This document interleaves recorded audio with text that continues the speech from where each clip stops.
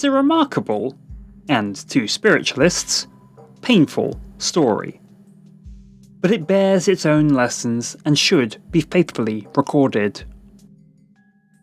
For some years, the two younger sisters, Kate and Margaret, gave seances at New York and other places, successfully meeting every test which was applied to them. Such was their success, they began attracting attention from those high up in society, including Horace Greeley, later a candidate for the United States presidency. Horace was deeply interested in them, and, convinced of their entire honesty, he is said to have furnished the funds by which the younger girl completed her very imperfect education. The girls were in demand, and obliged to all the requests put to them by the public, and to the investigators determined to catch them out. And, despite protests of their exhaustion, they found themselves being frequently offered wine in order to renew their jaded energy. But unbeknown to the eager public, the Fox family had a predisposition of alcoholism.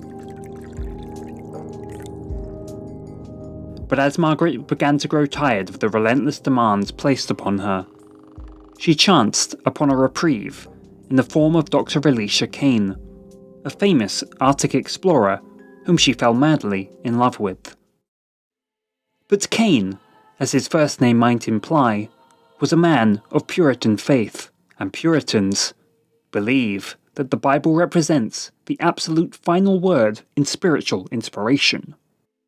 Suffice to say, Kane did not agree with Fox's profession, and formed the theory that her elder sister Lee was, for purpose of gain, exploiting the fraud. The pair finally wed in an unsanctified marriage ceremony that involved friends and a ring, but curious for Kane, no officiating clergyman. Was he perhaps embarrassed of his wife? The reason for this is not known. During their relationship, Kane would write numerous letters to Margaret and to her sister Kate. These letters, published in a book after his death, revealed that Kane continually reproached Margaret for living a life of deceit and hypocrisy. Take my advice and never talk of the spirits, either to friends or strangers. You know that with all my intimacy with Maggie after a whole month's trial, I could make nothing of them. Therefore, they are a great mystery. Interestingly, Kane never presents any theories, let alone evidence, to back up his fraud allegations. And neither is there any indication that Margaret ever confessed otherwise. To realise their position, one has to remember that they were little more than children, and quite ignorant of the philosophy of the subject. However, for all his, what would now be conceived as very controlling ways, Kane did have the girl's interests at heart, with one letter stating, "Tell Katie to drink no champagne, and you too, follow the same advice." Sound cancel, which perhaps would have led to a different outcome for both the girls and the movement, had they followed it.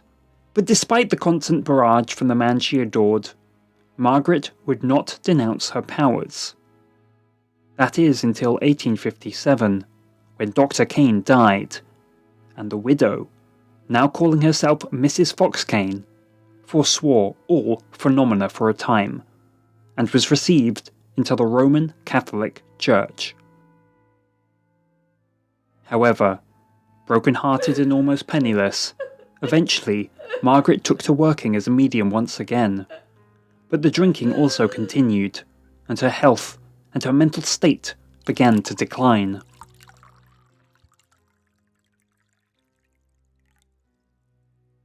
Kate continued to practice her craft on her own, all the time dealing with an increasing dependence on alcohol herself. In 1871, Kate Fox visited England, thanks to the generosity of Mr. Charles F. Livermore, a prominent banker of New York. The trip was a gift of gratitude for the consolation he had received from her powers, and in order for her to advance the cause of spiritualism over the pond.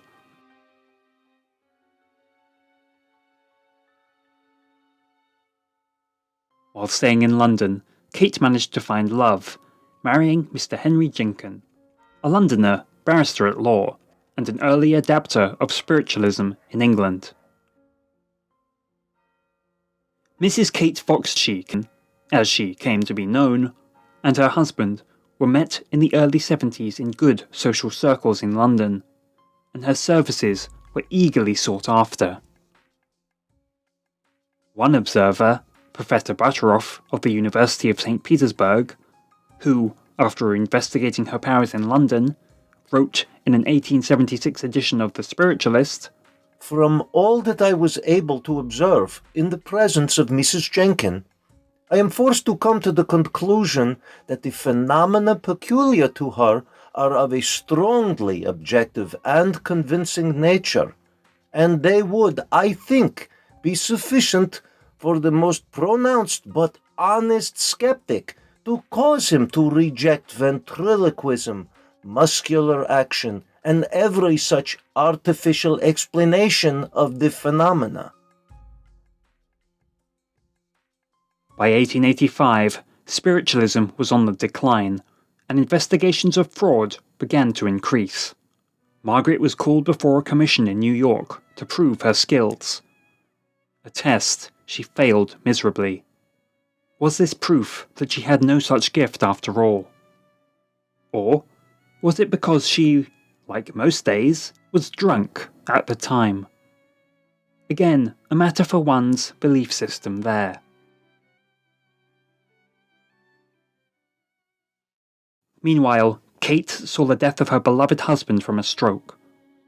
Heartbroken, she returned to New York, where, in early 1888, she was arrested for drunkenness and idleness, which led to welfare officers taking custody of her sons. This was much to the pleasure of the elder Fox sister Lee, who had entered into something of a public feud with her siblings, who she now viewed as something of an embarrassment, and she repeatedly raised concerns with the authorities over Kate's fitness as a mother. Margaret would eventually repair bridges with her younger sister and join her in England in 1876. And for a time being, this fraction of the Fox family appeared to be content with their lot in life, and the afterlife. But sadly, this could not be sustained, and tragedy would soon befall the family once again. In 1888, Maggie made the infamous appearance when she denounced spiritualism as a total sham. The years of alcohol abuse, loneliness, and grief had taken their toll on her, and she weighed the idea of committing suicide before finally choosing confession instead. She booked the stage at the New York Academy of Music and walked out on stage to announce that she and Kate had created the strange rappings heard in their Hydesville home all those years ago. The critics laughed and cried. Fraud! About time. But the devoted spiritualists denounced Margaret's confessions as the ravings of a sad and tired drunk. This is why she really can do it. Well, I understand. Girl, just she didn't mean it. This is why you shouldn't Drink.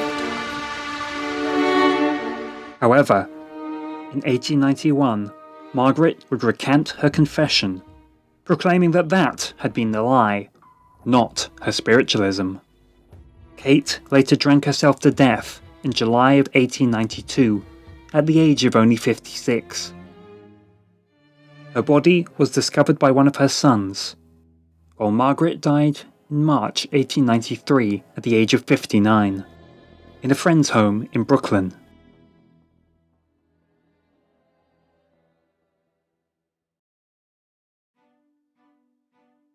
Time has largely painted their case in a negative light, but the flip-flopping nature of Margaret's confession combined with the account of numerous educated dignitaries professing their powers to be the indisputable truth, still leaves some spiritualists, to this day, well and truly foxed.